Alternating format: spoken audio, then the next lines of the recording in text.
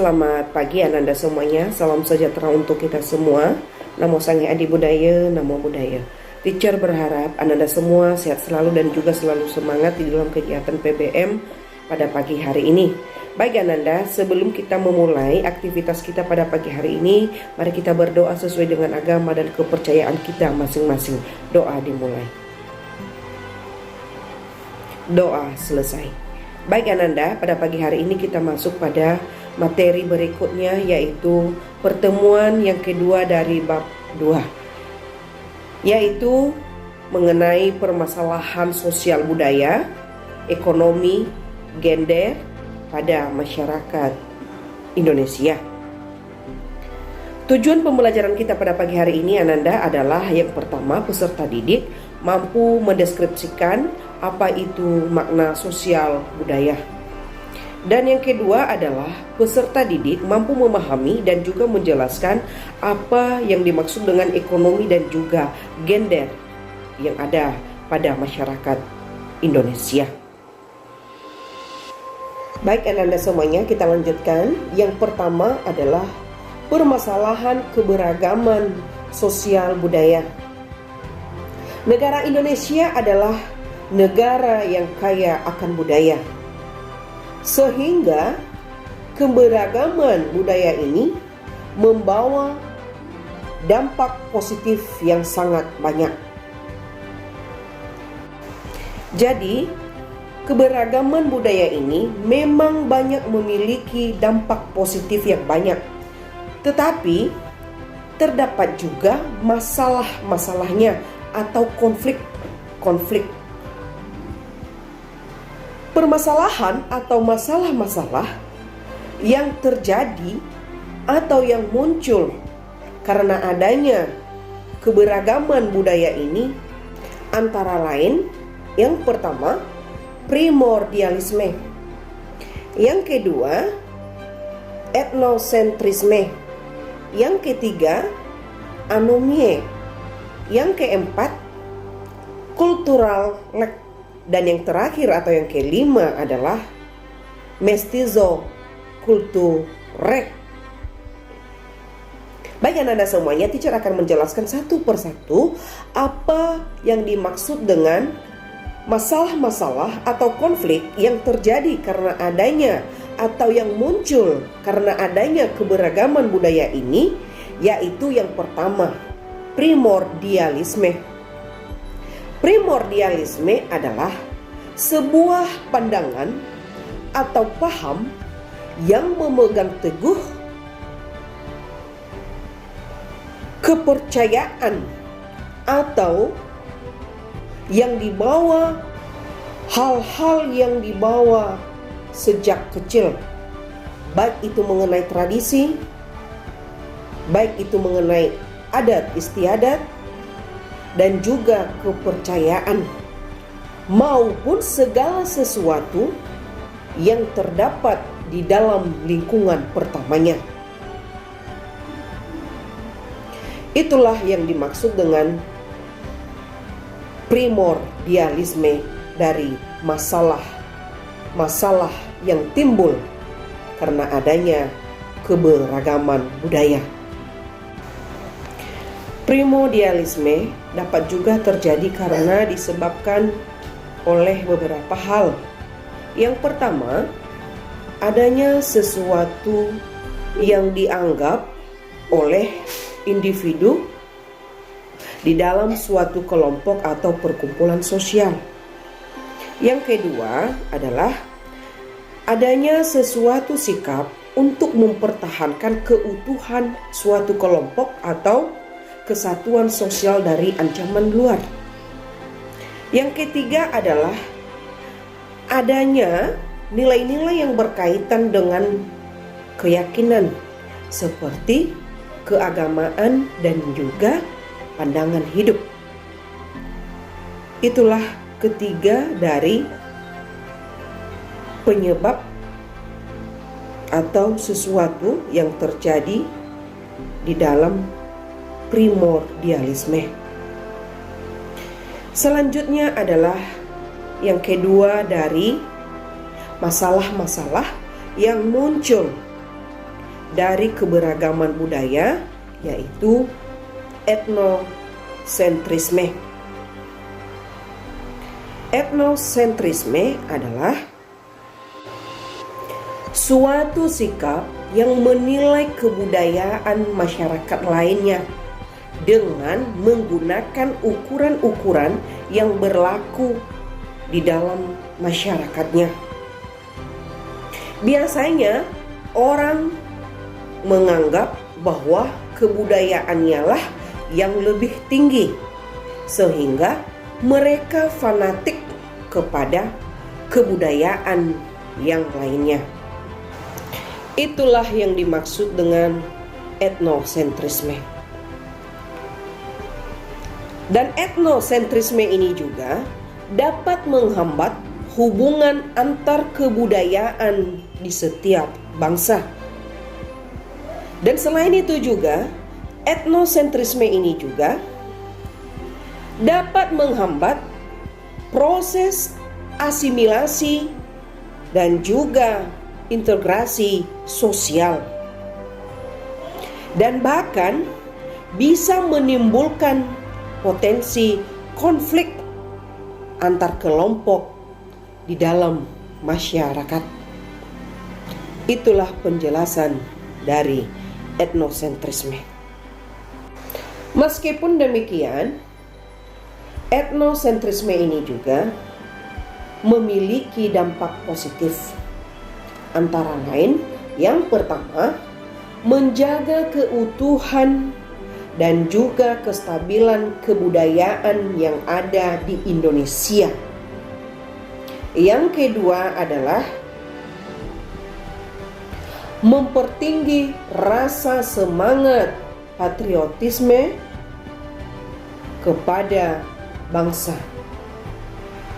Dan yang terakhir atau yang ketiga adalah nasionalisme, atau memperteguh rasa cinta terhadap kebudayaan atau bangsa.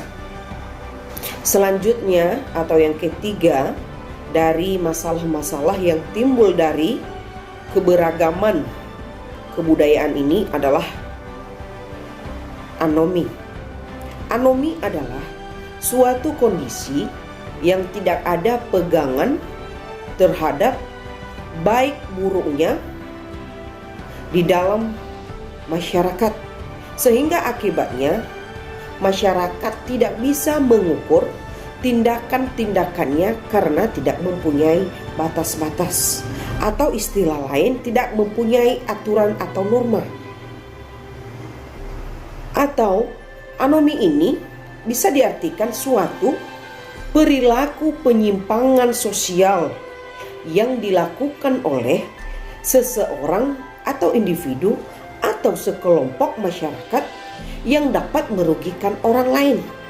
Contohnya korupsi dan lain sebagainya yang bisa merugikan orang lain. Itulah pengertian dari anomi. Selanjutnya adalah atau yang keempat adalah cultural lag. Cultural lag ini disebut juga dengan ketertinggalan kebudayaan. Artinya, ketertinggalan kebudayaan ini adalah dengan semakin canggihnya teknologi saat ini, maka membuat seseorang kurang berinteraksi sosial atau membuat seseorang lupa waktu untuk berinteraksi sosial.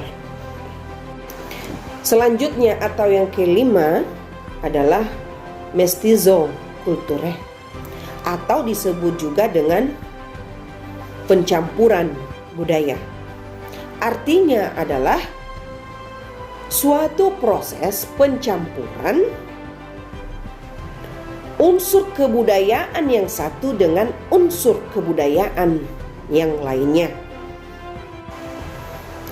yang memiliki warna dan sifat yang berbeda. Jadi, Ciri dari perubahan sosial ini adalah bersifat formalisme yang hanya meniru bentuknya saja, tidak mengerti akan sesungguhnya. Selanjutnya adalah permasalahan dalam keberagaman ekonomi. Permasalahan di bidang ekonomi ini yang muncul adalah kesenjangan ekonomi.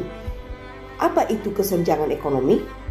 Kesenjangan ekonomi adalah sebuah keadaan terjadinya ketimpangan penghasilan antara masyarakat kelas atas dan kelas bawah yang sangat tinggi. Sehingga kesenjangan ekonomi ini merupakan suatu permasalahan yang besar bagi bangsa Indonesia. Akar permasalahan dari kesenjangan ekonomi itu ialah antara lain tidak meratanya pendapatan dari setiap warga negara Indonesia dan juga dari setiap daerah. Kemudian pembangunan yang tidak merata di setiap wilayah Indonesia dan juga pendidikan yang masih rendah. Dengan tingkat pendidikan yang sangat rendah, akan sangat sulit bagi negara Indonesia untuk mengurangi permasalahan kesenjangan ekonomi. Selanjutnya adalah faktor-faktor penyebab kesenjangan ekonomi. Faktor-faktor penyebab kesenjangan ekonomi antara lain, yang pertama adalah menurunnya pendapatan per kapita. Yang kedua, ketidakmeratanya pembangunan antar daerah. Yang ketiga adalah biaya pendidikan mahal. Yang keempat adalah rendahnya mobilitas sosial. Yang kelima adalah pencemaran lingkungan alam. Yang keenam adalah kurangnya asas gotong royong. Yang ketujuh adalah lahirnya ideologi kapitalis. Dan yang terakhir atau yang kedelapan adalah tingginya pengangguran. Itulah kedelapan faktor-faktor penyebab kesenjangan ekonomi. Selanjutnya adalah dampak kesenjangan di bidang ekonomi. Dampak kesenjangan di bidang ekonomi antara lain, yang pertama, angka kriminalitas semakin tinggi. Yang kedua, kemiskinan semakin menyebar. Yang ketiga, banyak yang putus sekolah. Yang keempat adalah kualitas kesehatan menurun. Dan yang terakhir atau yang kelima adalah tidak terjalinnya silaturahmi. Itulah kelima dampak kesenjangan di bidang ekonomi. Selanjutnya adalah permasalahan dalam keberagaman gender. Gender adalah suatu sifat yang dijadikan sebagai dasar untuk mengidentifikasikan antara laki-laki dan perempuan. Selanjutnya adalah konsep gender dalam kehidupan masyarakat Indonesia yang sering menjadi permasalahan antara lain, yang pertama adalah di lingkungan keluarga, yang kedua adalah di lingkungan pendidikan, dan yang terakhir atau yang ketiga adalah di lingkungan pekerjaan. Baik Ananda, teacher akan menjelaskan satu persatu maksud dari konsep gender dalam kehidupan masyarakat Indonesia yang sering menjadi permasalahan di lingkungan masing-masing. Yang pertama adalah di lingkungan keluarga. Artinya di sini posisi perempuan di dalam keluarga pada umumnya dan juga di dalam masyarakat pada khususnya, perempuan ini selalu di bawah naungan laki-laki. Artinya, ketika istri atau ketika perempuan mau bekerja di luar rumah, harus selalu ada persetujuan dari laki-laki atau suami. Itulah yang dimaksud dengan posisi perempuan di dalam keluarga. Selanjutnya, yang kedua adalah di lingkungan pendidikan. Di bidang pendidikan, perempuanlah yang menjadi pilihan terakhir untuk mendapatkan akses. Oleh karena itu, tingkat buta huruf di Indonesia masih didominasi oleh kaum perempuan. Selanjutnya, yang terakhir atau yang ketiga adalah di lingkungan pekerjaan. Di sini, perempuan yang memiliki akses pendidikan yang tinggi pada umumnya bisa mendapatkan pekerjaan yang layak. Namun, pemilihan pekerjaan tersebut masih berbasis gender. Jadi di sini perempuan masih dianggap kaum yang lemah, pasif, dan dependen. Itulah ketiga penjelasan dari permasalahan yang sering terjadi di dalam konsep gender dalam kehidupan masyarakat di Indonesia. Selanjutnya adalah unsur-unsur kebudayaan dalam masyarakat.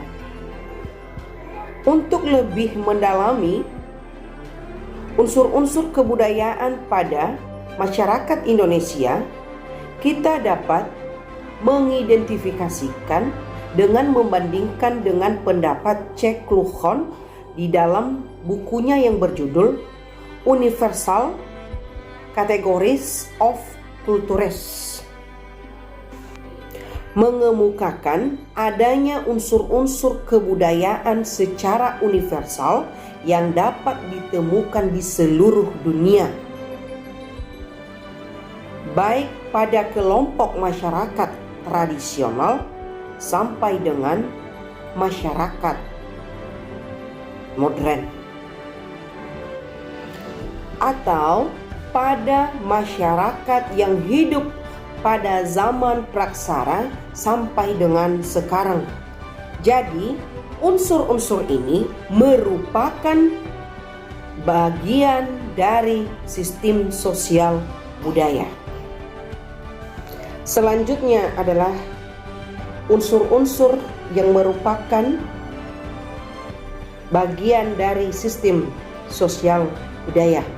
Terdiri dari yang pertama, sistem agama, yang kedua, sistem masyarakat, yang ketiga, sistem pengetahuan, yang keempat adalah sistem bahasa, dan yang kelima adalah sistem mata pencaharian, Dan yang terakhir atau yang keenam adalah sistem teknologi dan peralatan.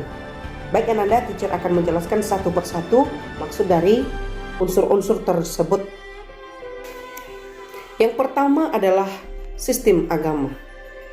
Agama adalah suatu ajaran atau suatu sistem yang mengatur tata cara peribadatan kepada Tuhan dan juga hubungan antar manusia. Yang kedua adalah sistem masyarakat. Di dalam masyarakat harus dijalin hubungan yang rukun. Dan di dalam masyarakat itu juga tentunya akan diatur oleh suatu aturan yang berlaku di dalam masyarakat ataupun adat istiadat yang berlaku di dalam masyarakat. Yang ketiga adalah sistem pengetahuan. Sistem pengetahuan berfungsi untuk memenuhi rasa ingin tahu manusia terhadap ilmu. Itulah maksud dari sistem pengetahuan. Dan yang keempat adalah bahasa. Bahasa adalah suatu kebudayaan manusia untuk berkomunikasi dengan baik. Selanjutnya yang kelima adalah sistem mata pencaharian. Mata pencaharian berarti pekerjaan yang menjadi pokok penghidupan biaya hidup sehari-hari. Selanjutnya yang keenam atau yang terakhir adalah sistem teknologi dan peralatan. Teknologi yang dibahas dalam unsur-unsur kebudayaan adalah teknologi tradisional. Teknologi tradisional adalah alat untuk kehidupan sehari-hari, akan tetapi tidak dipengaruhi oleh adanya teknologi tersebut. Itulah keenam penjelasan dari unsur-unsur yang merupakan bagian dari sistem sosial budaya. Baik Ananda, demikian saja materi kita pada pagi hari ini. Dan yang menjadi kesimpulan dari materi kita pada pagi hari ini adalah yang pertama, permasalahan dalam keberagaman sosial budaya. Yang kedua adalah permasalahan dalam keberagaman ekonomi. Yang ketiga adalah permasalahan dalam keberagaman gender. Yang keempat adalah unsur-unsur kebudayaan dalam masyarakat. Dan yang terakhir atau yang kelima adalah dampak positif dan juga dampak negatif yang terjadi di dalam permasalahan-permasalahan tersebut yang meliputi sosial budaya, ekonomi, dan juga gender. Baik Ananda semuanya, demikian saja materi kita pada pagi hari ini. Kalau ada yang kurang dimengerti, kurang dipahami, Ananda bisa mengomentari teacher baik di Classroom maupun di WA. Dan untuk tugas pada pagi hari ini teacher akan mengirim melalui Classroom. Dan demikian saja, selamat pagi, salam sejahtera untuk kita semua. Namo Sang Hyang Adi Budaya, Namo Buddhaya.